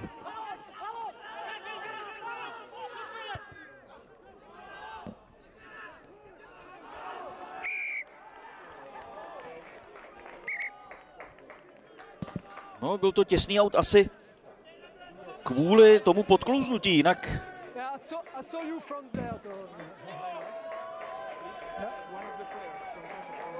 Jinak by bylo vše v pořádku. Nedohlédnem až na druhou stranu hřiště. Vypadá to tak, nic jiného mě nenapadá. To by mohlo znamenat tuhle standardní situaci. Tady Šimákův dlouhý kop. Ano.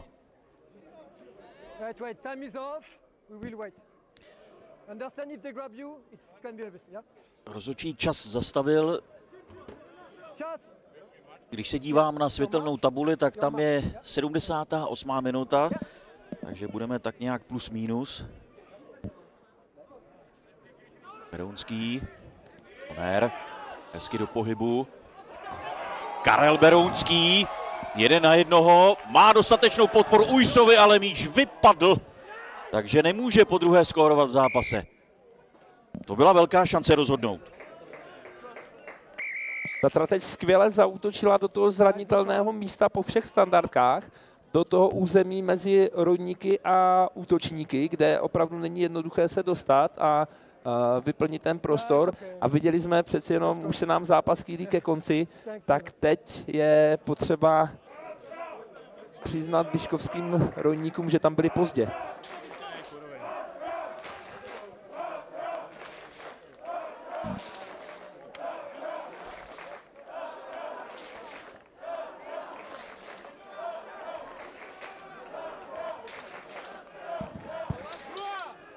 Rozdíl 2 bodů, tak třeba těch šampalíkových, jak kopnul po položené 5 z těžké pozice.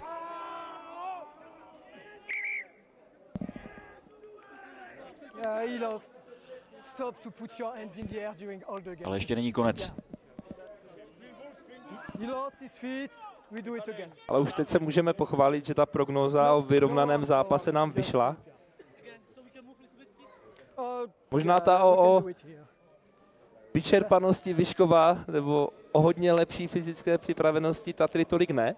To je potřeba smeknout před vyškovskými, je drží až závěrečných vteřin a stále.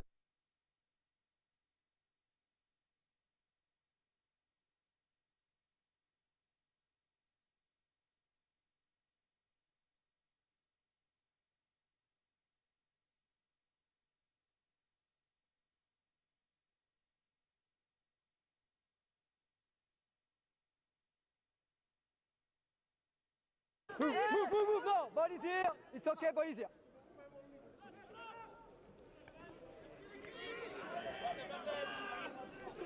Skladka, uvolnit!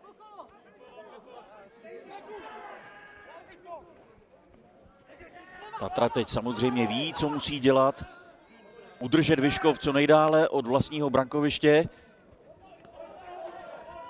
Pitela podklouzl, ale je velmi agilní na nohou.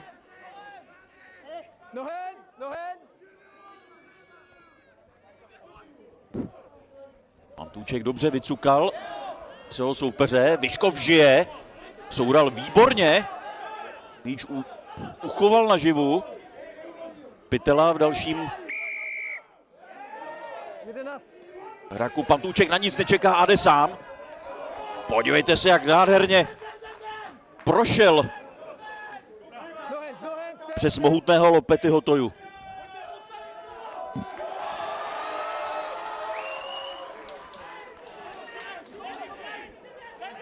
Zápětí se ale Vyškov připravil o svou šanci sám. Tohle byl extrémně důležitý zisk míče v podání Matouše Hodka. Extrémně důležitý, protože tam už to docela zívalo, ten prostor na levé straně z vyškovského pohledu. Tam opravdu, kdyby se propojili a dokázali dostat tam míč, tak by Tatra měla co dělat, ale takhle. Lukáš Honer dostal informaci od rozhodčího, že už čas vypršel. Proto to udělal způsobem, jakým měl. Kopl míč do autu a to znamená, že Tatra vyhrává tenhle těsný zápas 17-15 a připisuje si 4 body do tabulky. Vyškov bude mít 1 za tu těsnou porážku.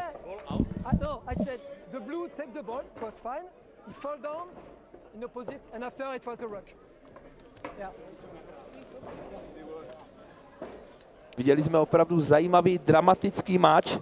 Těch zlomových momentů bylo hned několik, ale možná právě i ta jedna povedená konverze Karla Šampalíka z těžké pozice mohla znamenat právě to dvoubodové vítězství, ale to po takovém zápase je vždycky hrozně jednoduché soudit a předjímat.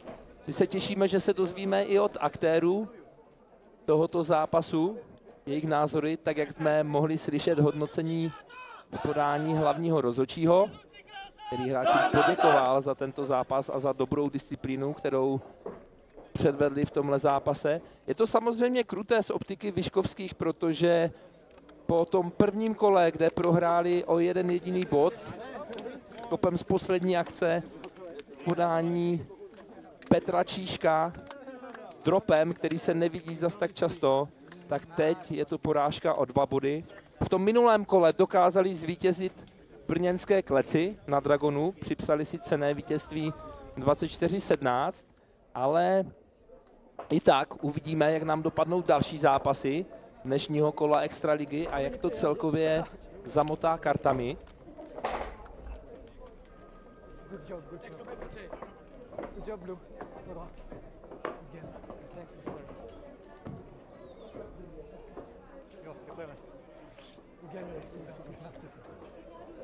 Dobrá práce obou týmů, můžeme se pokochat těmi 5, které měly velkou kvalitu.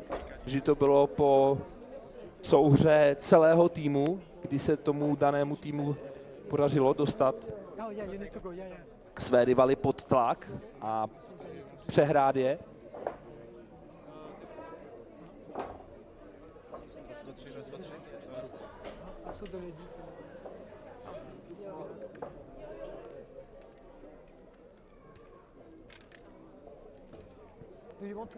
A my už se brzo dozvíme hodnocení tohoto zápasu v podání jednoho z těch nejpovolanějších, kdo to viděl z pozice 3/4 a pak útokové spojky, a to Martina Kováře, kapitána vyškovských.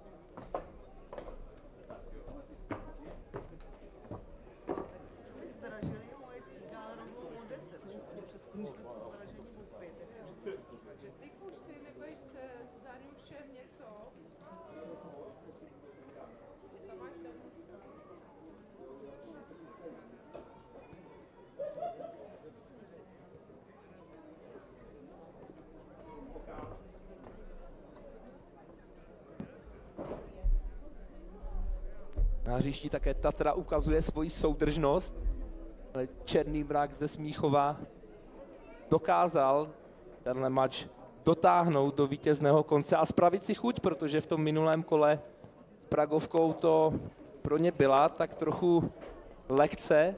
Čekali, že i tento zápas zvládnou vítězně, ale nakonec to byli Medvědi z Vysočan, kteří zvítězili 39-33. A proto i hodnocení jednoho z trenérů Tatry, hráče Fidži, který byl 3krát na mistrovství světa, bude dnes jistě o dost pozitivnější než minulý víkend.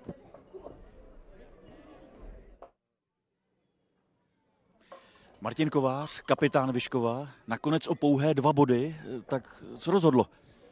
Mrzí to, ale bohužel jsme začali hrát až posledních 20 minut, takže první půlku jsme hráli moc profesorsky a to za mě rozhodlo, no a spousta teda technických individuálních chyb. Teoretická výhoda pro vás, větší zkušenost na přírodní trávě, protože Tatra odehrála úvod sezóny na umělce. Naopak asi se dalo předpokládat, že by oni mohli mít výhodu třeba v té fyzické připravenosti, jsou mladší obecně. Tak jak se to nakonec tohle všechno projevilo? Jasně, taky jsme si to mysleli, ale nakonec mi to přišlo vyrovnaný zápas. A ba naopak jsme hráli podle mě, nebo vydrželi jsme fyzicky celý zápas a ke konci jsme měli kousek k tomu, aby jsme to otočili a vyhráli zápas. Bohužel se to nepovedlo. Odvážíme si jeden defenzivní bod, který bohužel je málo, no. Škoda. Ještě bych se zeptal na jednu věc. Vy jste měli docela dost autů blízko k brankovišti, ale nepustili jste se ani jednou do nějakého protlačovaného autu nebo do nějakého molu, pořád jste dozazovali do útoku. Z jakého důvodu? Naše hra je zaměřená hlavně na útočný rugby, takže my hrajeme do útoku. Bohužel tady toto nemáme moc potrénovaný a chybí nám trenér Roje, no, takže tam je to znát. No. Děkuju. Díky za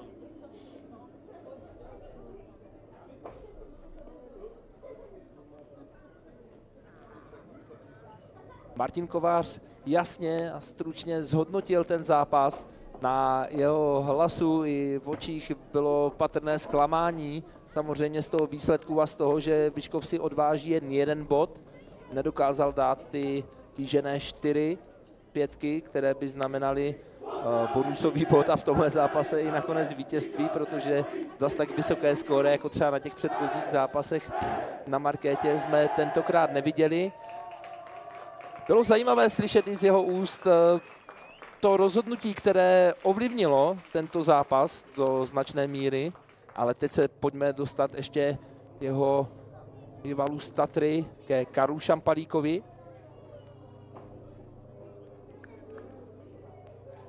Karel Šampalík přispěl důležitými body, tak nejdřív obecně k zápasu. O pouhé 2 body, jak to bylo těžké? Tak samozřejmě první domácí zápas byl náročný na těžkém terénu. A když jsme hráli svoji hru, tak to šlo v útoku, akorát jsme bohužel moc brali balony do kontaktu, kde jsme nebyli tak silní a proto to dneska bylo jenom o 2 body. Boj až do poslední minuty, nepřekvapil vás trošku Vyškov, že vydrželi fyzicky až do úplného konce? Ano, přesně jak říkáš, tak nás trošku překvapili, že většinou ten druhý poločas od nich je slabší a teďka do toho šlápli, i naše žlutá karta jim k tomu pomohla a byli dobře připravení. Co hrál na přírodní trávě poprvé v téhle sezóně? Je to furt trošku brzo, bych řekl, ale ten trávník je v pohodě a doufám, že to bude jenom lepší. 17-15, dá se říct, že rozhodli ty 2 body, kop po 5 z těžké pozice až tamhle z autu. V jaké jsi byl obecně formě kopáčské? Jsem v dobrý formě kopáčský, bych řekl, a tady se nemůžeš splést, no. Necháš tam všechno a buď to trefíš, nebo ne. A ten konkrétní poslední kop, opravdu ta pozice nebyla vůbec jednoduchá? Nebyla, ale tak to je, trénuju to, takže proto jsem to trefil. Super, ať se daří. Jo, děkuju moc.